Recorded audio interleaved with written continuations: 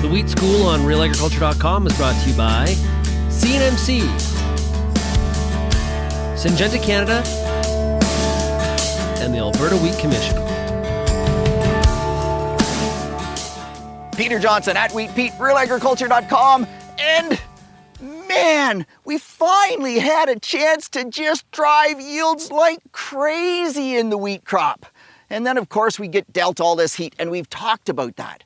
But one of the things I get asked a lot is, as we add all these fungicides, we add more nitrogen, we add plant growth regulators, like how does that impact in terms of the economics? So we've started these return on investment trials, ROI trials.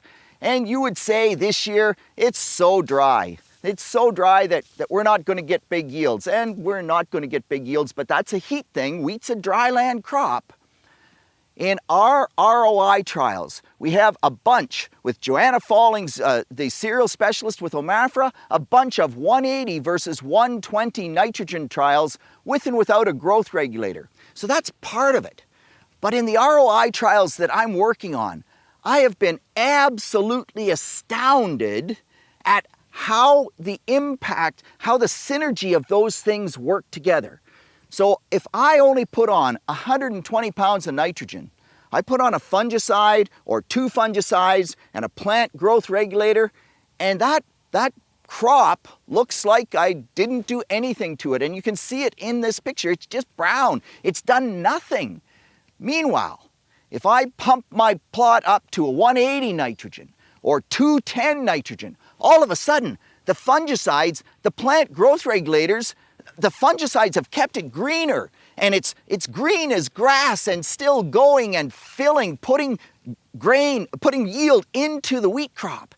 The plant growth regulator is there to keep it standing, even on a year like this, which was not a lodging year, thankfully. If you have a lodging prone variety, I need that plant growth regulator to keep it standing, because we break that conductive tissue, we're not going to power that yield into the grain.